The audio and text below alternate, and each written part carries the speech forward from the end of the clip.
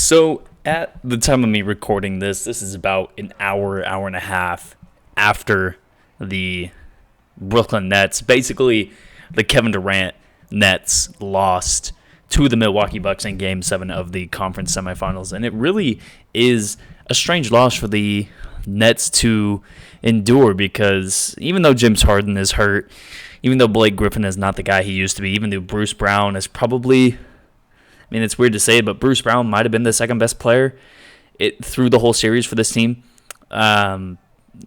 It's a tough loss for this team because you look at the team that really went all out for this season to win.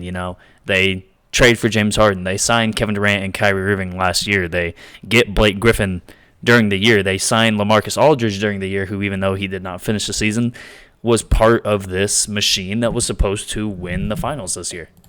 And as much as I hate the hiring of Steve Nash as the head coach of this Brooklyn Nets team, I really don't know if anything in this series can be faulted to him about losing in this series to the Milwaukee Bucks. Even though Milwaukee, this is probably going to be one of the worst teams we see in the conference finals, possibly even the worst team in the conference finals, just on a offensive stylistic standpoint. When you look at the fact that Giannis can't make threes or free throws even though he went 7 of 12 or 7 of 11, something like that today.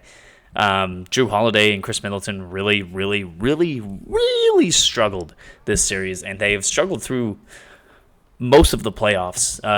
Actually, I would only really look at this series when talking about Jrue Holiday and Chris Middleton, because that series against Miami, I wouldn't even count that as a positive for them. That Miami team is really bad.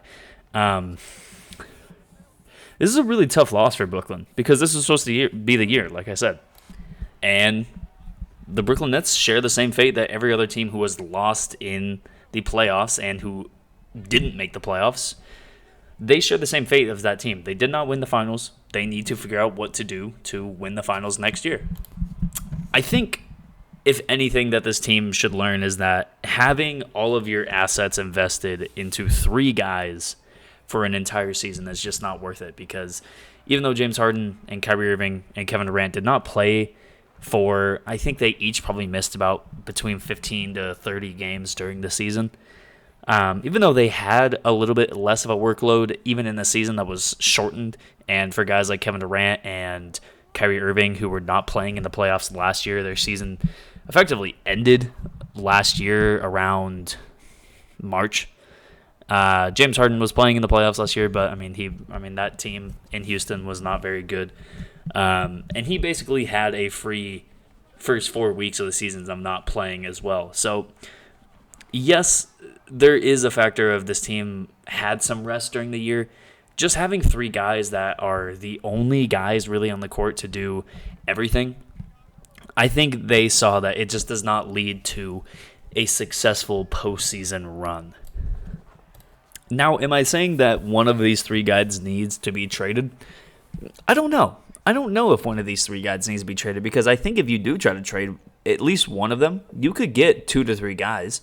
You trade somebody like Kyrie Irving, I guarantee you somebody is going to give you a good player. At the very least, you're getting one good player. And at the very least, if you're getting one good player, you're getting 15 to 20 million in cap space relief. Just think about, screw it. Let's trade Kyrie Irving to Sacramento and get De'Aaron Fox and maybe Marvin Bagley, or maybe De'Aaron Fox and somebody. Maybe, I don't know what that future looks like for Kyrie Irving. But obviously, I think of the 3, he is the weak link. He is the guy that throughout the season we saw the least. He's the guy that obviously in the postseason we saw the least with the injury. Now, none of that is his fault. Nothing that Kyrie Irving missed a game for, I would say, is a reason to actually trade him. Whatever he was doing, whether it be statement-wise when he missed games, whether it be for personal reasons when he missed games, whether it be for injuries why he missed games, I'm not going to actually blame him for any of that. I don't think anyone should blame him. I don't think Brooklyn should blame him for that. But if you're the Brooklyn Nets, you put all your chips into these 2 guys. You really put them into 2 guys in Kevin Durant and Kyrie Irving. And this is where it got you. It got you a second-round exit where 2 of the 3 guys that you went all in on were not healthy by the time that put up or shut up time came around. And they weren't even on the court to be able to put up or shut up. I think if anything, this is a big statement for the rest of the league as well to take note of, that this does not really work 100% of the time.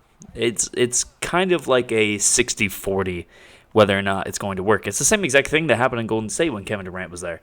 It's the same exact thing that has happened this year to the Los Angeles Lakers. It's the same thing that has happened to many of these super teams over the past 10 to 15 years. So when you have three main guys, when you have Curry, Durant, and Klay Thompson, when you have Durant, Harden, and Irving, when you have LeBron, AD, and just for all intents and purposes, whoever you want to say is the third guy in LA the past couple of years, whether you want to say it's whoever you want to throw in there. I don't want to say it's Kuzma. Let's just say it's the big two in LA with LeBron and AD, with Kawhi and PG last year and this year as well. These guys just wear down when they're the only ones. And when you wear down, it makes your role players look even worse. I would say that the Brooklyn Nets have a obligation to not only themselves, but to their fans as well, and to the rest of the players on their team to put the best possible team on the court. And what this series showed is that the way that they went about doing that, in terms of just going all in on two guys and then trading for a third guy, basically depleting your team of the rest of its assets when you trade away Karis LeVert, when you trade away Jarrett Allen. Now, to be fair, trading away Karis LeVert actually literally probably saved his life. At the same time, they got rid of one of the best players, one of the best role players that was in the NBA at the time. They got rid of Jarrett Allen as well, who was one of the best defensive centers in the NBA at the time. I don't exactly remember I think the only guy that they gave up was Kurucs. They may have given someone else up, maybe that Zanan Musa guy or whatever, but neither of those two guys really played, so that's not that big of a deal. But you look at the other moves that was made over that time. They trade away D'Angelo Russell. They bring in DeAndre Jordan. That was basically part of the Kevin Durant trade, was signing DeAndre Jordan. There's just moves that, this Brooklyn team needs to look at and ask if it was really worth it to go in on these three guys. I think the answer already is no.